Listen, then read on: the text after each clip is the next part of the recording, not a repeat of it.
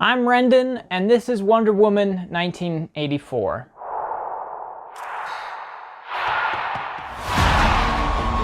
This world is not yet ready for all that you will do. So this is the highly anticipated sequel to the original Wonder Woman movie, which is a movie that is beloved by many. Not me. I found that movie to be a little bit frustrating. It's a pretty simple premise, but it doesn't do a whole lot with it that's very interesting. The direction's not great, the third act's pretty rough, and it's just not a movie that I would say is not for me. Now, can I recognize that it's beloved by a lot of people and means a lot to a lot of people? Yes, I can. I think that movie does a good job of being what it is, and a lot of people love it for that, and that's fine. Wonder Woman 1984 is a different animal altogether, because I don't know who this is for, honestly. After getting out of the theater seeing this, I don't know if anyone will get much out of this like they did with the original Wonder Woman. I mean, that movie, again, means so much to people. And this one is like nothing. It's like nothing the movie. You go in, it's 2.5 hours, barely anything of consequence happens, and then it ends and you leave with a skull-crushing headache like I have. That's not to say it's all bad. It's not the worst movie of the year. It's not even the worst blockbuster movie of the year, but it is bad. However, the first half of this, I actually didn't mind. The first half of this, while it has its issues, is actually pretty fun. And now, having seen the whole thing, I don't know how much of it is intentional, to be honest. Because the movie opens with this elongated, completely superfluous scene, or series of scenes, where Diana is running this, like, Olympiad with a whole bunch of other people, and then she gets stopped, and then they say, "You cheated, bad." And then the scene ends, and then the movie starts. And the Wonder Woman 84 logo zooms in with synthwave and VHS video type effects on it.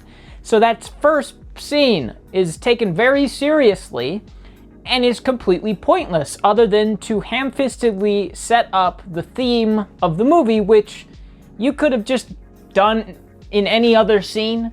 So that scene is terrible, and it's got a lot of bad CG in it, a lot of nonsensical crap. It's really poorly paced. It goes on forever. It just doesn't need to be in the movie. And then, after that logo flies in, the movie completely shifts into this incredibly exaggerated, goofy, weird superhero movie where a rock grants people wishes right after a very serious Olympiad. It makes no sense. The tone of this is an absolute mess. It doesn't ever seem like it knows what it wants to be. And now, again, after seeing the whole thing, there are parts in the first half of the movie where I laughed out loud, and now I'm looking back saying, I don't know if that was an intentional laugh or not. Steve.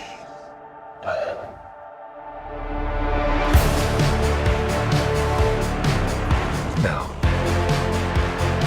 I take what I want in return. There's a wishing rock, which Kristen Wiig uses to wish that she was like Diana, and Diana uses that to bring back Chris Pine. And then you get a weird fish out of water story with Chris Pine, who is actually really good in this. There's also a mall action scene that takes place right after that Olympiad action scene. It's like the first thing that happened. You could have just opened with that. It's really the only stuff that is like hyper 80s as well. That's one thing I really wish this movie did more of, was embrace the 80s more. Because that first scene really, it almost pushes it too far.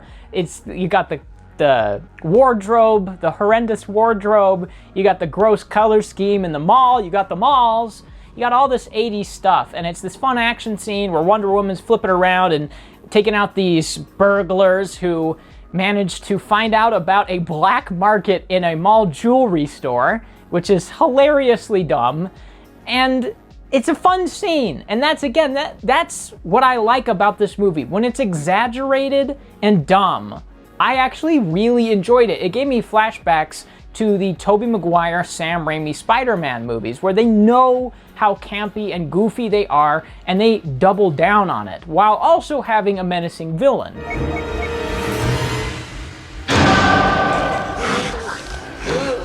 Back to formula.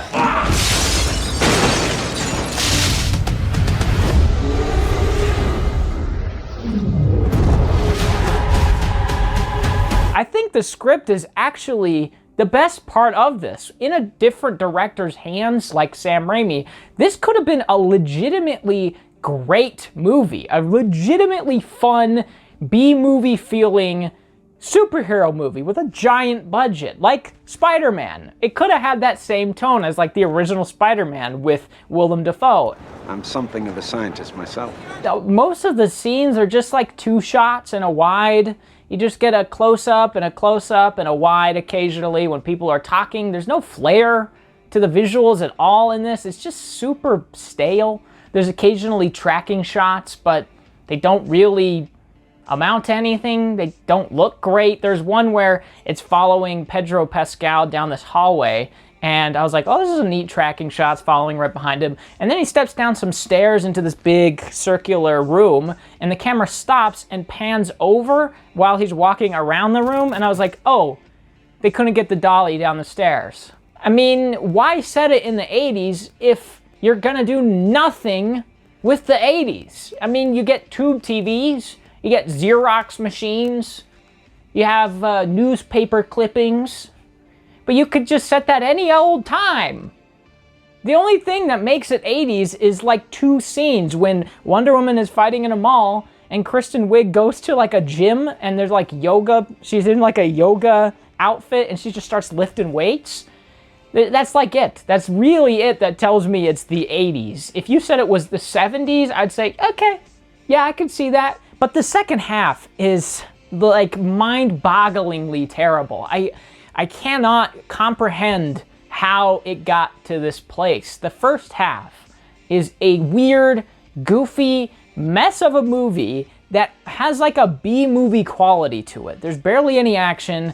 It's a fish out of water story with Chris Pine after he possesses another man's body after being wished back to life by Wonder Woman on a magic rock. That's the first half.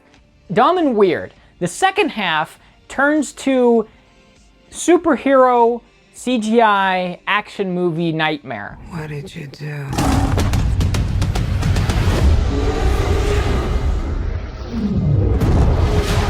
Almost as soon as Pedro Pascal, who's sort of the main villain, makes the rock into him, he wishes that the wishing rock was just him. So the rest of the movie, he's basically just going from person to person, making their wishes come true so that he can take things from them.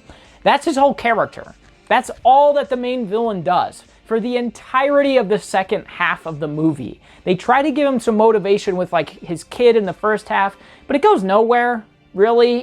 There's a little bit of an arc near the end, but there's not much motivation to it. It just sort of happens. But his role is just very repetitive, and it gets really grating. Him just going from place to place to place, granting wish after wish after wish. It's like, get on with it. I mean, the novelty of the wishes is over.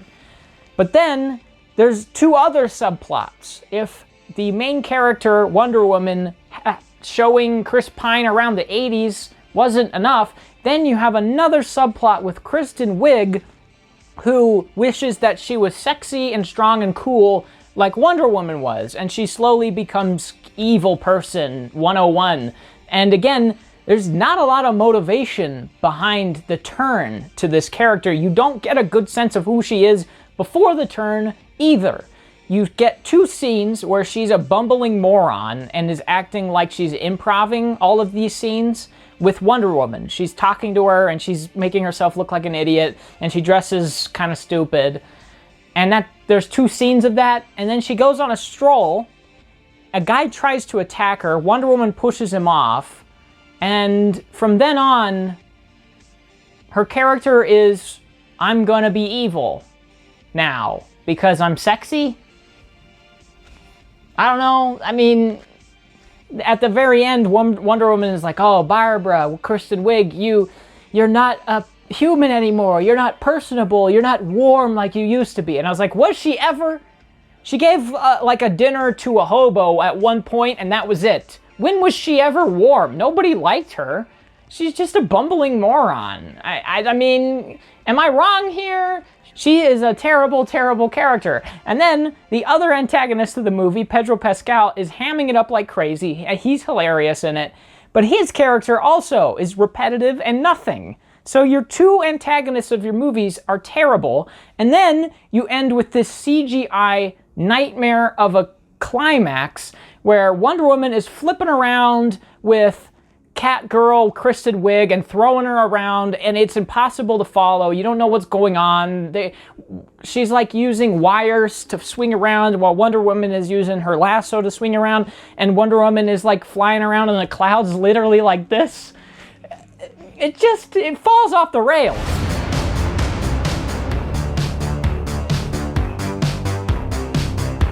Welcome to the future. Life is good, but it can be better. This movie needed to be trimmed down by about 40 minutes. It's 151 minutes. It's 2.5 hours long. And the premise is fish out of water, Chris Pine, be careful what you wish for, the truth will set you free. That's literally the whole movie. A lot of the editing choices were really questionable as well throughout the movie. There's at one point, Pedro Pascal is sermoning to everyone. He's talking on this TV and he's like, wish for anything and you will have it. And one guy goes, I wish you were dead, to this lady, and she instantly gets a heart attack and falls over, and it was the funniest thing I've seen in a movie this year. I tried not to laugh so much that I had like tears in my eyes. It is so terrible, and they took it seriously. And then there was other cuts back to that where the guy that wished that now is regretting wishing it, and he's like huddled up against a table, and in the background they're giving this lady CPR. It's like a comedy edit.